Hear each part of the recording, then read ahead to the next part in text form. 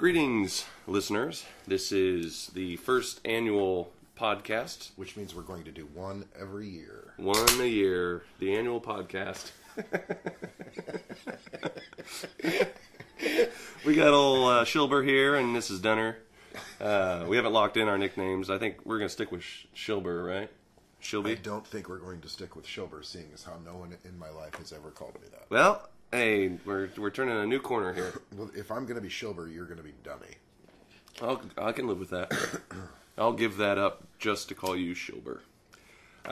What we mean to do with this is, well, we just really enjoy the sounds of our own voices, and we thought we would get together and just discuss the sort of things we discuss and find highly entertaining between the two of us, and go from there. Maybe somebody will listen in, maybe they won't, but either way, we're going to enjoy listening to it. So And talking to each other. It's great. You know what, Mark? Let me just start by saying that's a wonderful sentiment. Yeah. Hey, that's what I do. Thank you. We're drinking coffee. We can't drink coffee at the same time because then we'll have what they call in radio dead air, and that's something that we can't have, and it's something that I just don't allow in my daily life, is silence. I can vouch for that. Mm-hmm. I appreciate that. That's an endorsement. So we're here on this Sunday. What's the date today? January. I have the slightest idea. See, I should have gathered some information before we started. January 20th. Uh-huh. And we just have enjoyed a nice breakfast of pancakes that provided by our friend Schilb here, and enjoy a cup of coffee. And we're preparing for a little football this afternoon. We're getting playoff. Actually, we're into the NFC and AFC championships. That is correct. Right. And who we got playing tonight? Today, this afternoon, I believe at 2 o'clock, is the Atlanta Falcons at the San Francisco 49ers. Ooh, that'll be a good one. Looking forward to that game very much. I think San Francisco is going to blow the doors off of the Falcons. I believe you were correct in that. This young guy, Kaepernick, who took over for Copernicus, didn't he?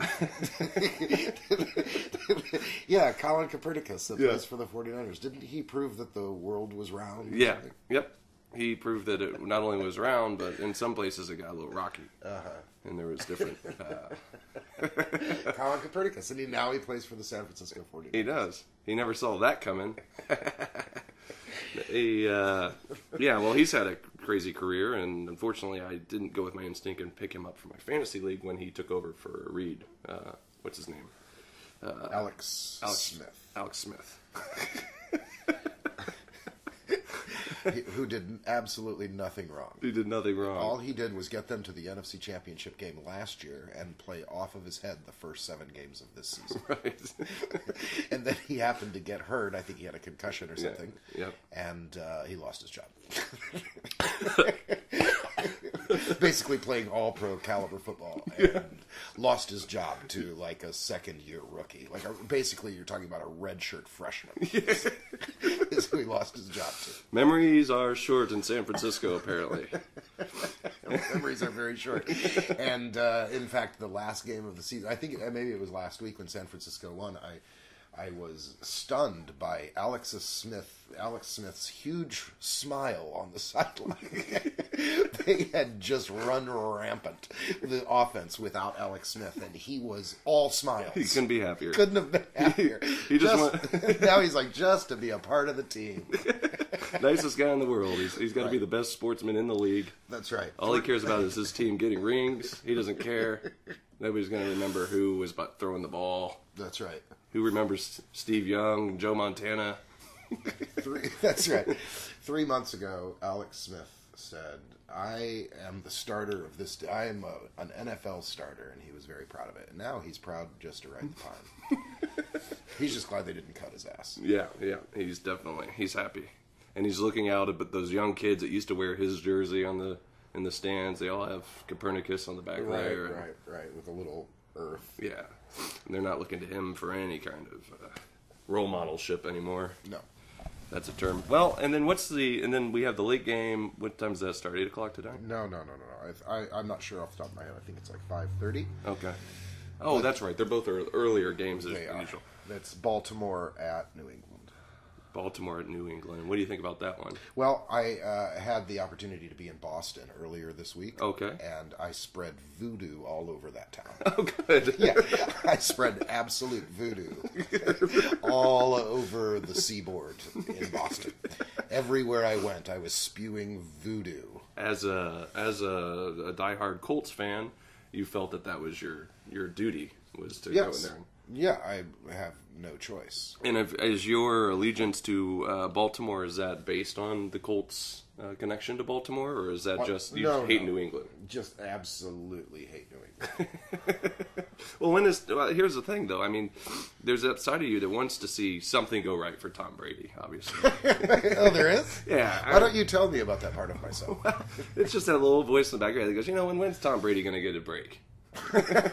When's he going to get a call? Yeah, when's something going to go all Tom's way? They've only created like 3 rules based on his success. Yeah. His linemen are allowed to hold. Yeah.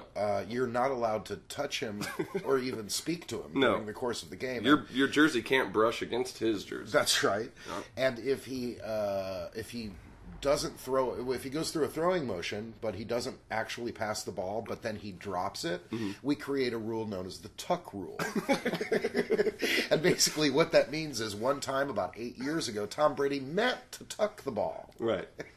But since he was unable to do that at the end of a pass, we're going to let him retain possession. Yes. And he was able to argue his case not only to the ref on the field, but to the National Football League. That's right. And they adopted the rule called the tuck rule. Which actually, and it's funny, there's a clause in that tuck rule that no other quarterback can do that. In fact, 2 weeks ago, no, it was last week, the Denver game, Peyton Manning tucked the ball in the exact same fashion that Tom Brady did. Yeah. And it was called a fumble. Yeah. I don't even think the ball touched the ground either, but it was a fumble. It was a fumble. Yeah. Oh, it fumbled. Yeah. They got a page from Tom, and Tom made the ruling on the field, and that's right. Yeah. I think I'm going to root for. See, this is the thing I have. My problem with the playoffs is, once your team's out of it, you lose a little steam. Sure. There is the Super Bowl is a national holiday because everybody has their parties and everybody looks forward to it. People that don't even watch a game of football the whole year throw a Super Bowl party and hot wings and chili and all kinds of dead animals. Yeah. Yep. And so I'm kind of out of that game. I'm kind of rooting for the 49ers. I want to see this replacement quarterback. I want to see him take them all the way. I'd like to see them win, actually. The 49ers win the whole thing. Call it Galileo. Yeah, Copernicus. Okay. Andronicus. That would be nice. Yeah. So the late game I'm not real invested in, but... Well, you have to be. Yeah. And I'll tell you why. Okay. Because... here we go. It will take all of the energy in the world to prevent the New England Patriots from just barnstorming those Ravens. So, I want Ray Lewis to hit Tom Brady so hard he comes out of his cleats. I want him to snot bubble that MFer. I want snot bubbles pouring out of Brady's nose. Just a zoom in, you just see his helmet's 20 feet from his body. That's right. And his head's still in it. And he's just blowing bubbles like a kid at a third birthday party. That's right, sucking his thumb. Mm-hmm. Giselle is crying. Yeah. Okay. Well, let me tell you here's what I want to see. Okay. Is I want to see the Harbaugh brothers in the Super Bowl. That would be cool. Yeah, the Niners and the Ravens. I think that would be a great Super Bowl and would, live up to the hype of what this season has been.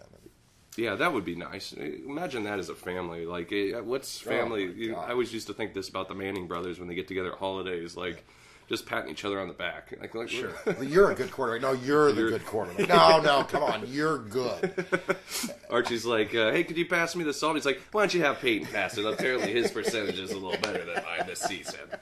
Let's let Peyton pass you that, okay? And then what's the other brother's name? The little brother? That's a good question. Casey or something? Something like that, yeah. And he's just like sitting in the corner, and they're just passing him the scraps of the turkey. They're like, hey, Peyton, who's your friend you brought home? That's our youngest brother. Archie doesn't even know who he is. Yeah, he's like, what do you do for a living? I work Peyton construction. Pays my bills. Yeah. I live in Peyton's pool house. Yeah, that's got to be interesting. Well, I used to think that about them, and now with the Harbaugh brothers, that's got to be the same thing. You know, that's interesting when you have a real good, everybody's successful, and especially in the field that they are active in their chosen professions. That's got to make, and I'm sure their parents are proud of them. Absolutely. So that's, I mean, I would just like to see, and it's talking about like Christmas dinner or whatever you invoked with the Manning brothers. Yeah. Like the Harbaugh brothers, what does their Christmas look like? Like they're just beating the shit out of each other. they're slapping each other on the back so hard that any interaction that they have with other people just aren't ready for it. Like what happened with the Lions coach the one year where he congratulated him and ran up and smacked him on the back, and that. Yeah. For them, it's just a simple greeting, a simple physical, how you doing? But to us, it's a challenge for a fist fight because they're... I'm going to beat you up. Yeah, because they're just reddening up your shoulder instantly. Probably some tissue damage. Yeah, so I just see like the Harbaugh brothers just, like every Christmas they get drunk and they end up wrestling on the floor and busting furniture, just beating hell out of each other, Mom's sitting on the back of the couch screaming for them to stop. Please, boys, please. Can't we just have one quiet Christmas? They're just beating hell out, just ripping shirts off. Breaking all their John Wayne plate collection is just scattered out the house. Yeah, the family animals are barking. Yeah, and they're just going at it, half drunk. Yeah. Oh yeah. So one of the things today, which is kind of nice, is last night Schilb and I got together after we had some stuff going on during the day, but we met up over here at the Schilb Casa de Schilb. Don't you want to give out the address, Mark? Yeah, it's actually... All right. All right. We don't want people banging down the doors wanting to get in and hang out with us. So we got together to watch the UFC on FX. We did. Which is a station off of Fox. It's one of Fox's subordinate stations. Are we subordinates? They take orders from Fox. Fox runs the game there. Don't we? Do we get any sort of like kickback for mentioning networks? Oh, I'm sure on the podcast. Yeah. All right, go ahead. Eventually, once our viewership goes from 0 to 6.7 million. But we watched last night, and it was interesting because it's a sport I've started following within the last 9 years, I think, really following. I always kind of casually observed it, but now I'm just a spitting, drooling fan of this sport.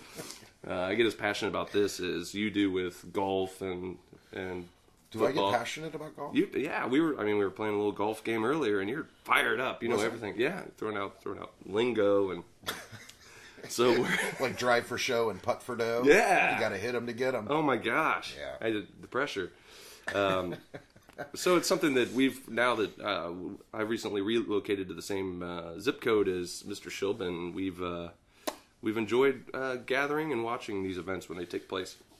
And last night was live from Brazil. That's right. And it was a great card actually. Not so many big names as to the casual MMA fan, but some really, really good fights and some violence. We noticed we did discover that you get a little queasy about arm locks and knee bars. What is going on here? Are we having an intervention? Yeah, I don't know.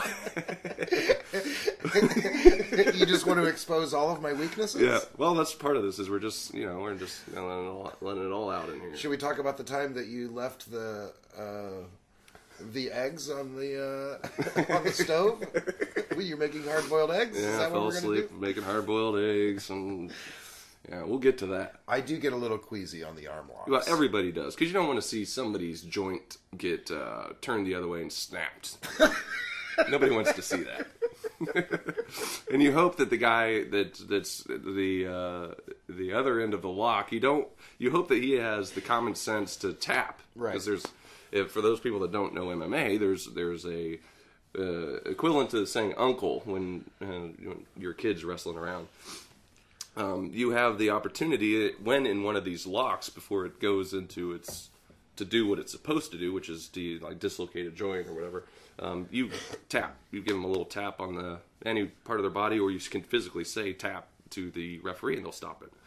It's what makes the sport. It's a safety. Humane. Yeah, humane. And when you're Unless, watching, of course, you're out cold and you can't tap, and they're still beating hell out of you. Go ahead. I didn't mean to interrupt. Which that's what the ref is in there to see if you're intelligently defending yourself is the term they use. And that term was actually donned by Randy the Natural Couture. Oh, there's a little history right there. Okay. He used to call matches, and he came up with that one. So we watched the fights, and it was a good night. And after that, we revisited an old classic film, which neither of us had seen in some time, and we put a couple fresh pairs of eyes on, and that's Rambo: First Blood. First Blood. That's right. The first or the original. Yeah.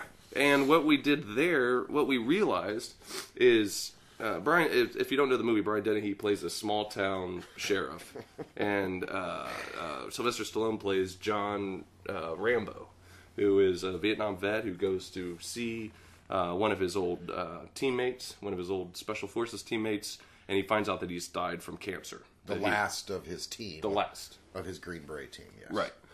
And so he goes to the family, and he finds out that this man has passed away from cancer caused by, which they kind of hint around to, it's Agent Orange. Okay. It's exposure to that. So he realizes he's traveled all this way to make this one connection with his last buddy, and he's not there, so then he's kind of lost. And he starts wandering through this town of Hope. Hope, is it Washington? I thought it was the state of Washington, but I never really got that confirmed. It's my understanding that it is. And I don't remember what clued us over to that, but Could be the mountainous terrain, could be the terrain, the could rainy be, weather, yep, the pine trees, the sons of bitchin' sheriffs. the sons of bitchin' sheriffs, the ball busting sheriff, who we did come to the fact that Rambo comes walking through the town, and this guy's morning everybody, and he tips. You get a sense of what a jerk this guy is. When he's greeting everybody in his car, and he backs out and he passes a guy, just looks like a hardworking guy, maybe got off third shift, walking down the street, and the sheriff says, "Hey, good morning, Pete," or Joe. "Good morning, Joe." And he says, "Good morning, Sheriff." And he goes, "Why don't you go take a bath?"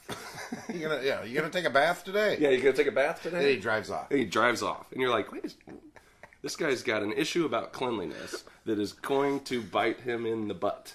Right, soon.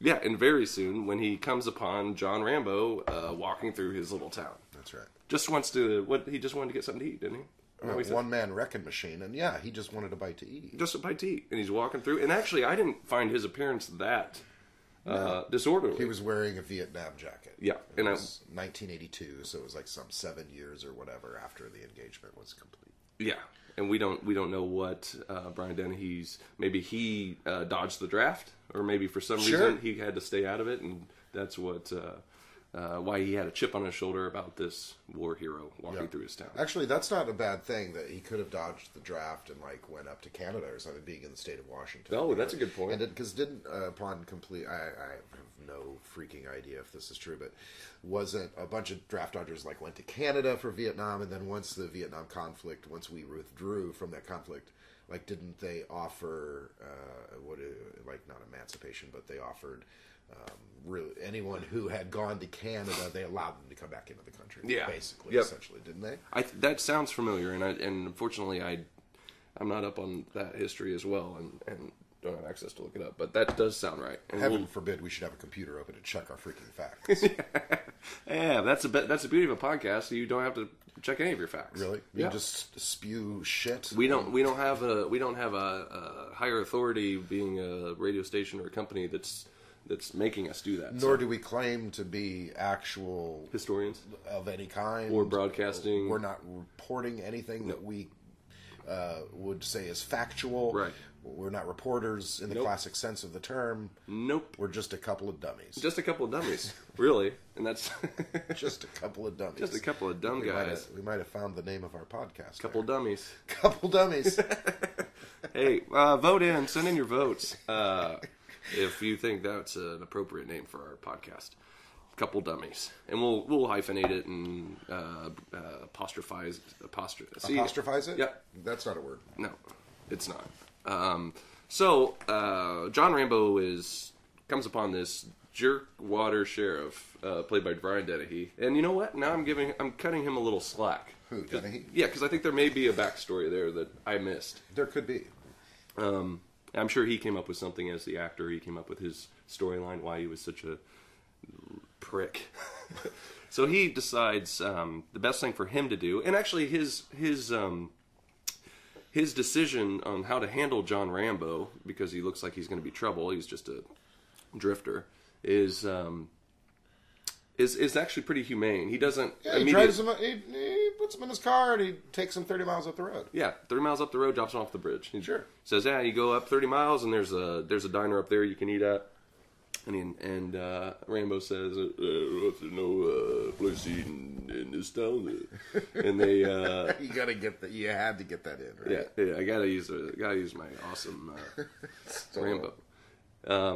And then he says, listen, friend. You know, he's all friend and buddy, and he drives him up the road. And Rambo crosses this bridge and makes the decision at this point that he maybe wants to cause a little trouble, I think. Or he fought for this country. He can eat whatever dang diner he wants to. That's right. He's going to make a point. Yeah. He's not challenging maybe he's challenging authority, but he's not doing anything outside the bounds of law. Yeah.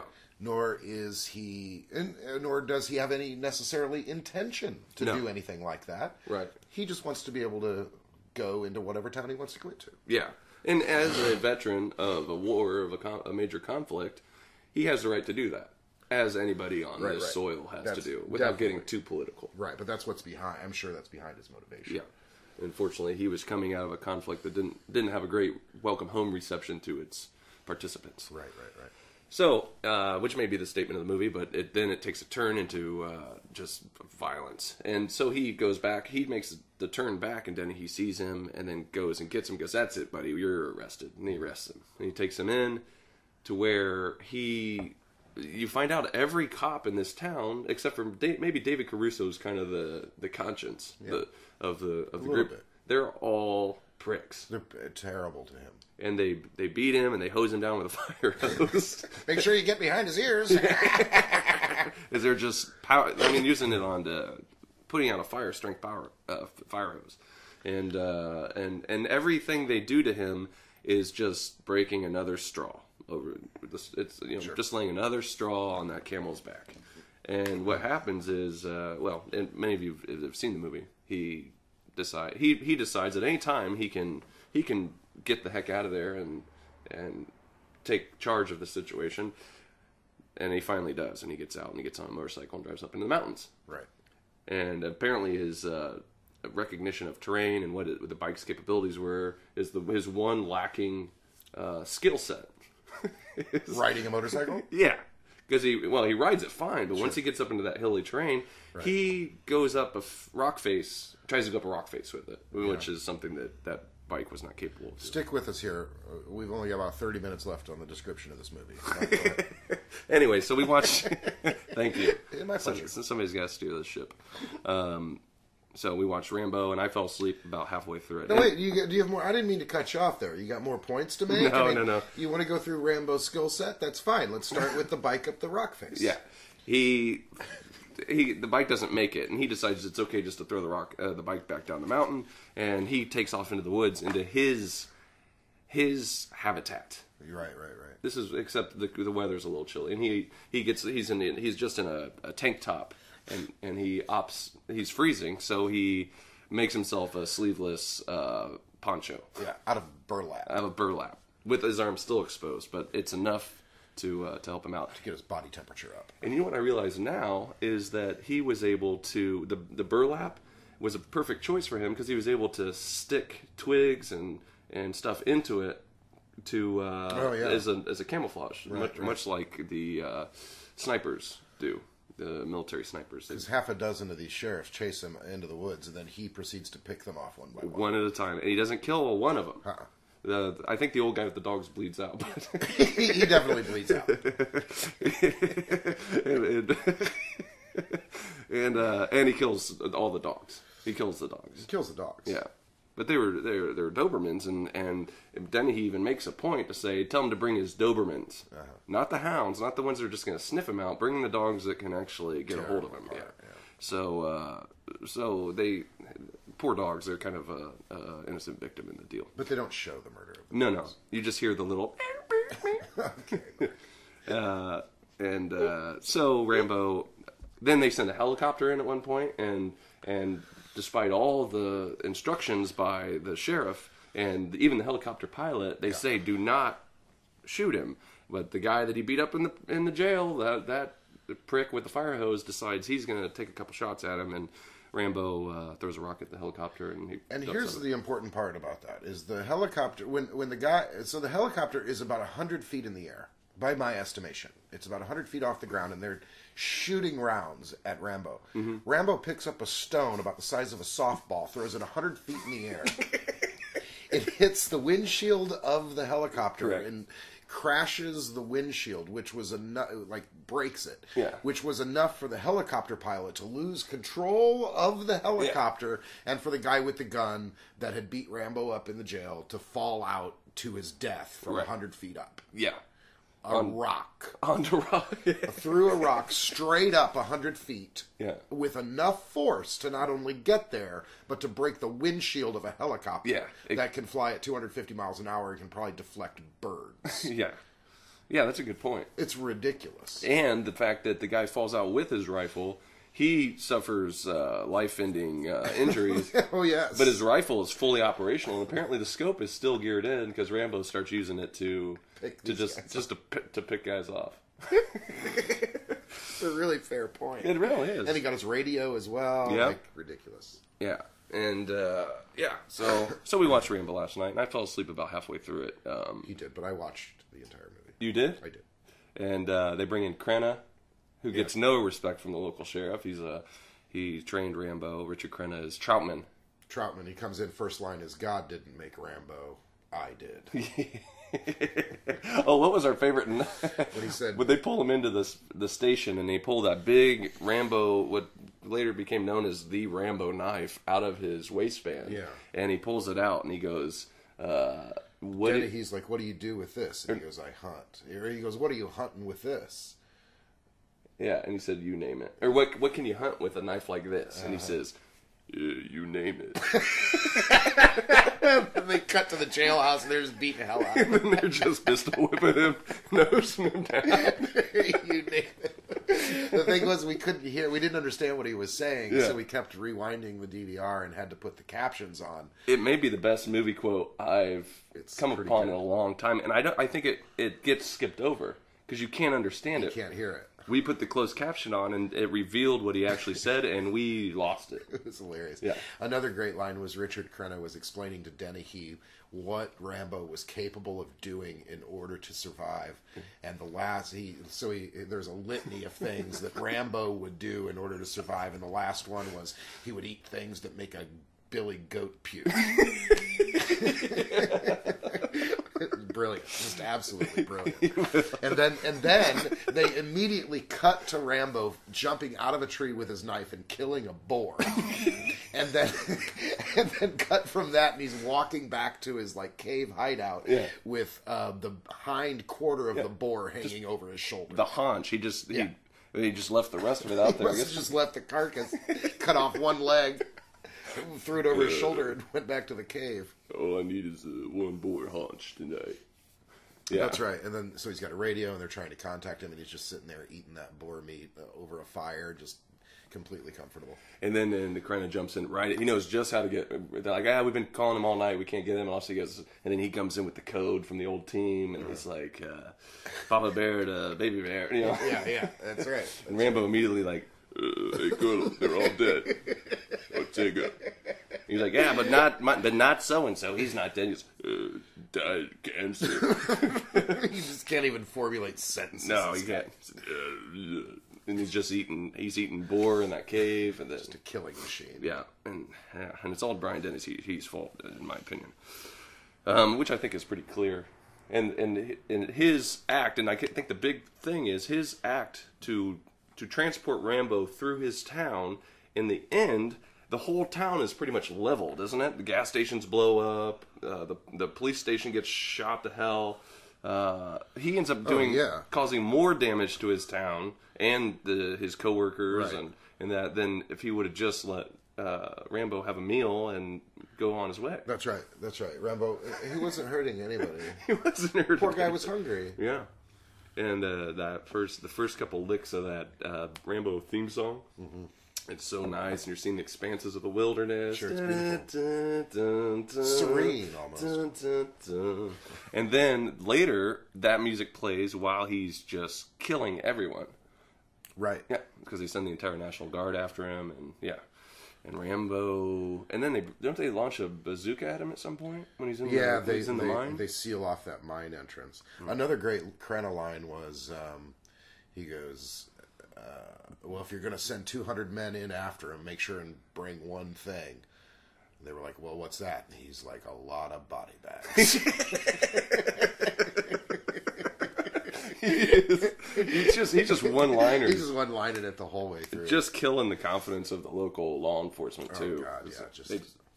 He's like, let him go, let him slip out, find a hole, leave a hole for him to slip under, and just forget you ever saw John Rambo. We'll pick him in, we'll pick him up, we'll bring him back to FBI headquarters. Yeah. We'll wait till he gets comfortable somewhere. We'll go find him, and then he's like, I got another idea. That's right. Then he just won't listen to reason. No. He won't do it. He's like, I think the best strategy here is to poke the bear, and just not on my watch. Not on my watch. That's right. So we watched Rambo last night. That was good. That was good. And then this morning we had ourselves a little pancake breakfast, which I made a. Are you laughing at my list of things to talk about? Yeah, I'm looking at your agenda. I guess I should be checking these off as we talk about them. Well, you should, because I don't want to have to double back. No, I don't want to get caught up in the same conversation twice. And I'm going to add Rambo here and check that off. Okay, yeah, because we want to keep an accurate archive. Right. So you made what and if I may say so myself, you made a delicious stack of pancakes. Thank you very much. And you said that was that was an instant. It was just instant. Yeah, it was just the mix and water. But you also said that you have the capabilities, just not the resources at the moment, to make from scratch pancakes. The capabilities, but not the resources. Yeah, well, you just didn't have the flour. I don't have the. I don't know if I don't have the resources as much as I simply didn't have the ingredients. Oh, so you're. Oh, I see what you're saying. Yeah, I have the resources to do it. You have the griddle and the stove. You have the heat source. You have the. Yes, I have $6 to $8 in my bank account that I could go buy the flour and the baking powder or whatever the hell one needs to make things. I just haven't done it. Okay. I just don't have the ingredients. Right. So maybe I'm nitpicking. No, you're right. The resources, I got you. But yes. And you can make from scratch pancakes.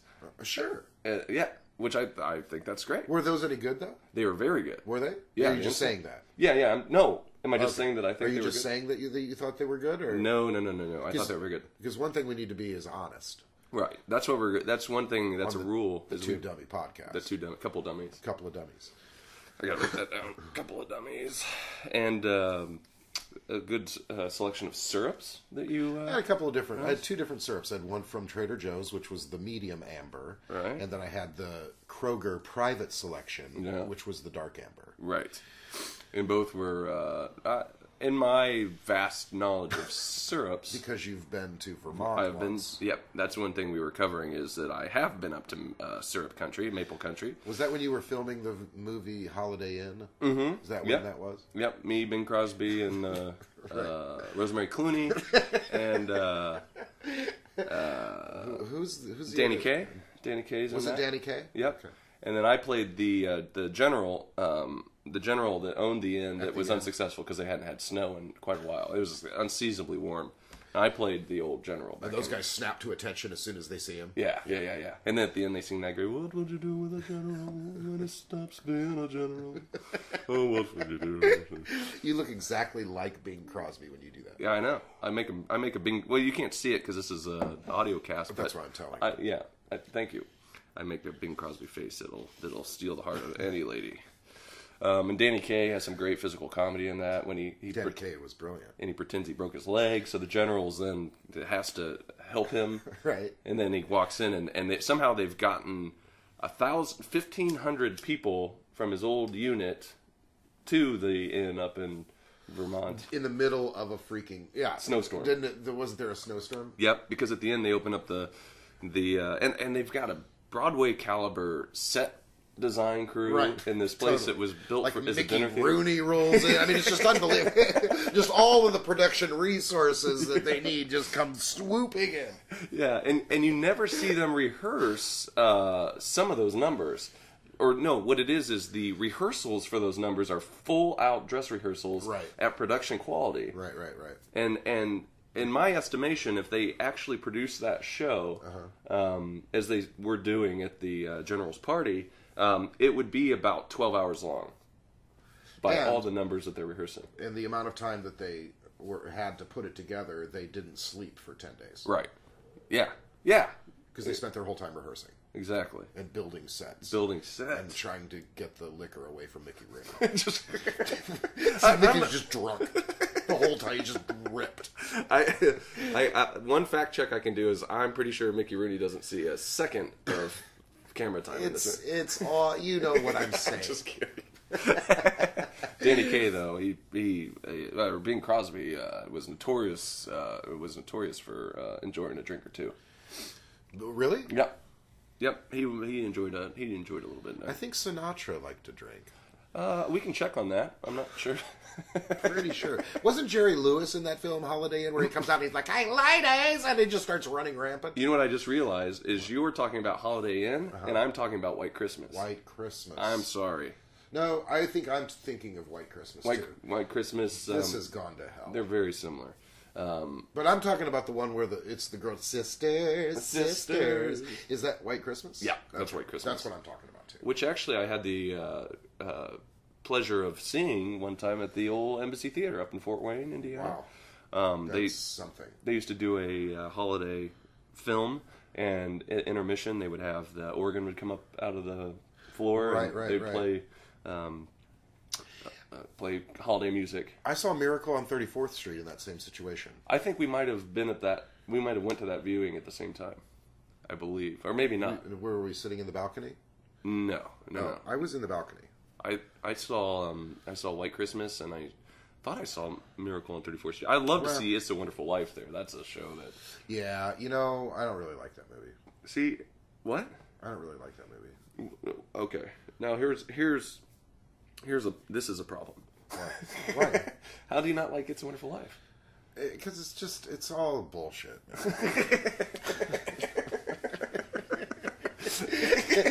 It's all bullshit. Well, you have to have a reasonable suspension of disbelief that the guy does.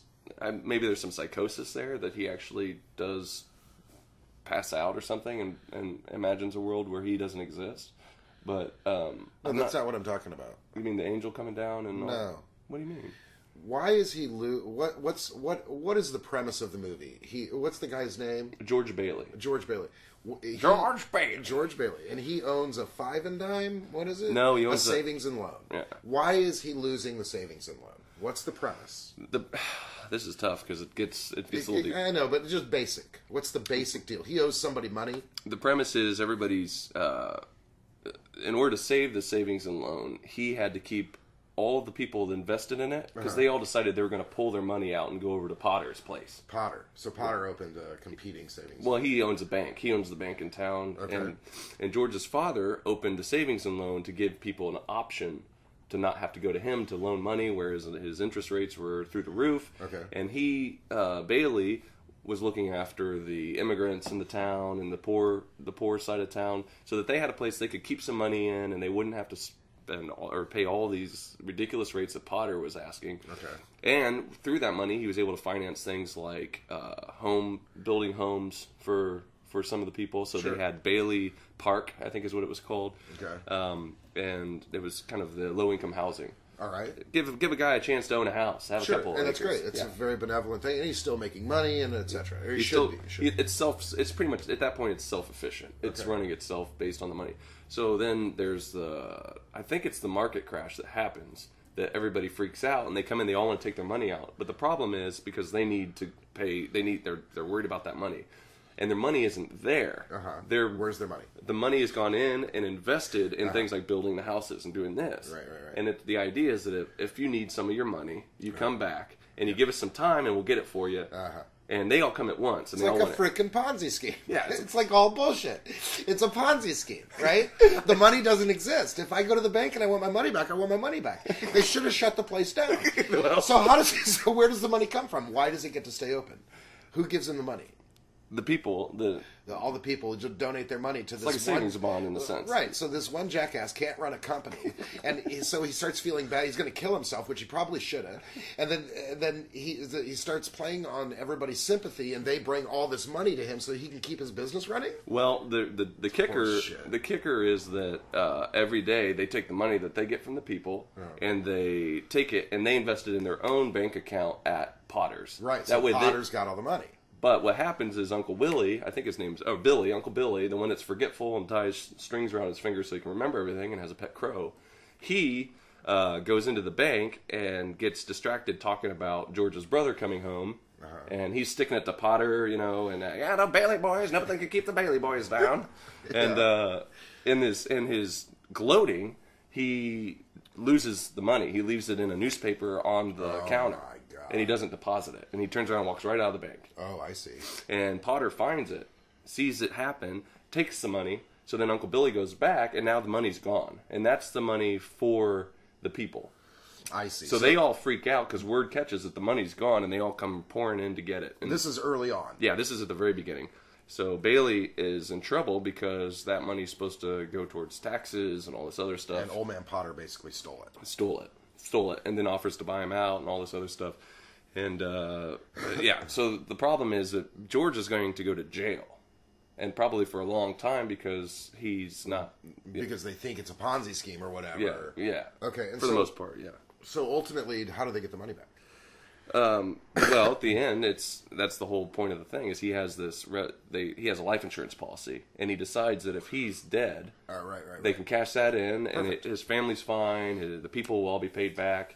And then the guy says, "You're worth more dead than alive." And so that keeps running through his head, and he goes to jump off the bridge. And that's when Clarence shows up and takes him through life if he hadn't existed. So, at the end, all of his friends and the people that he's taken care of his whole life and been selfless for, it all gets paid back to him. And that's the part that's the message I like, is that... Okay, what happens to Potter? His life doesn't change one bit. But he keeps the money? He's a crook. He's a crook, he keeps the money, and he keeps going. He just keeps going. Well, but you get a sense that he's not long for this world. He doesn't get found out in the end or anything. Nope, he doesn't get found out at all. But all the people gather. Yeah, you know what? That's a good point.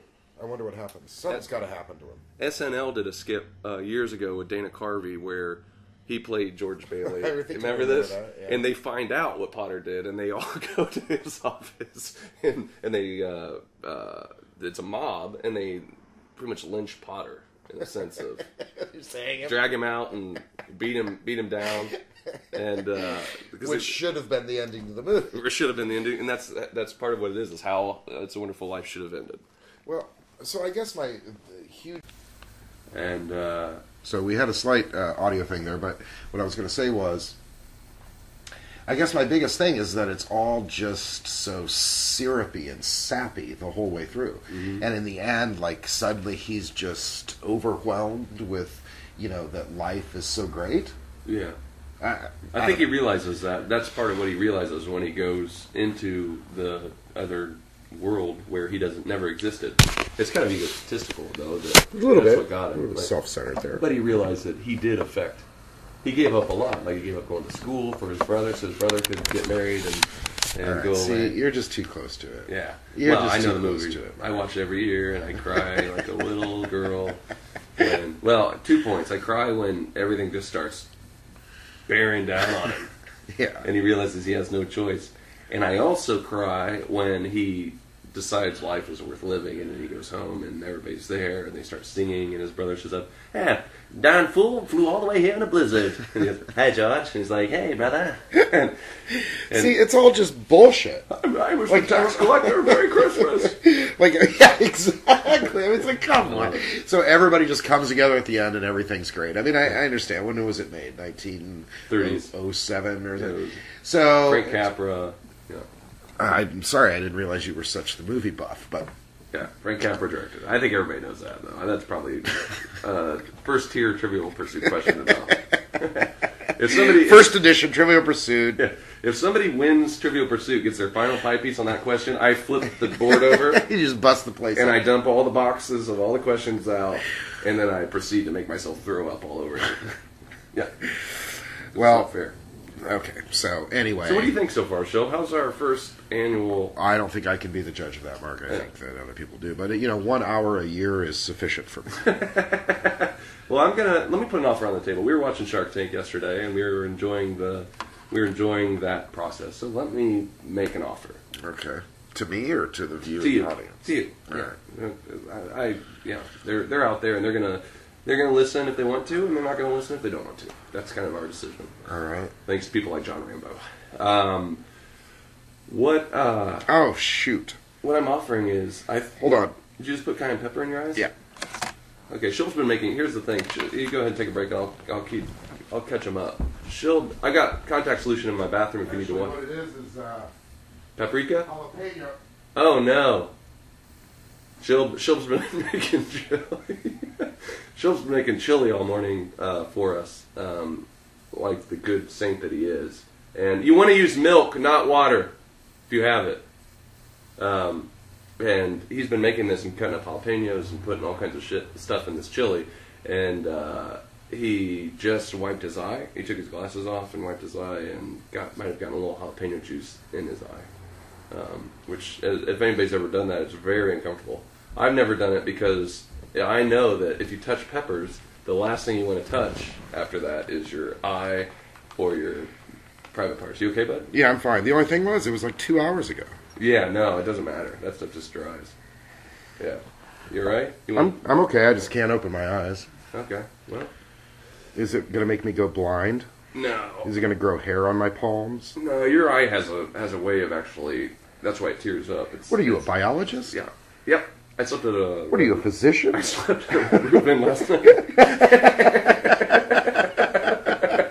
I slept at a Red Roof Inn. So I'm an expert on everything. Because I make good decisions. So you're going to have to give me the visual play-by-play of the football games today. That's okay. I've done that before for people. All right. It's not true.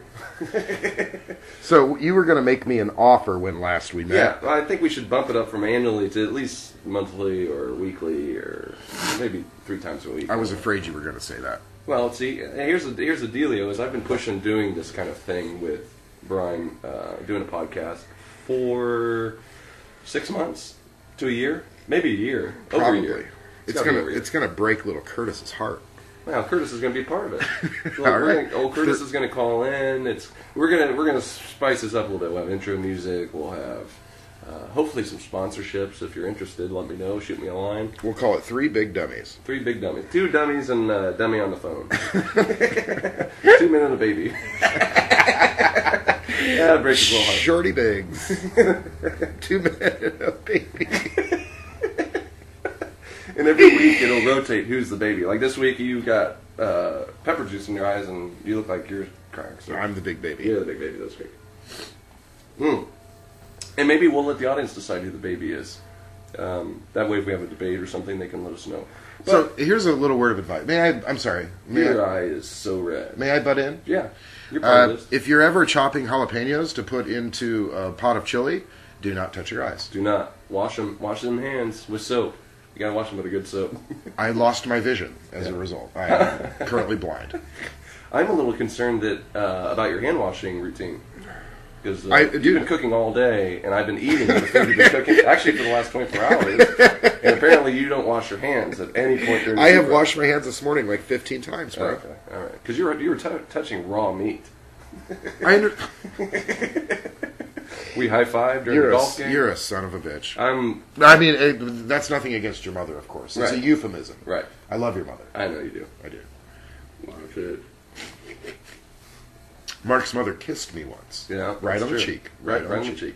Very nicely, because we all went out for my mom's birthday, and Brian was lucky enough to get an invite from my mother, and that just says something about Brian as a person. It also says something about you as a person to not invite me. Yeah, but your your mother did. I I didn't want you anywhere near my family.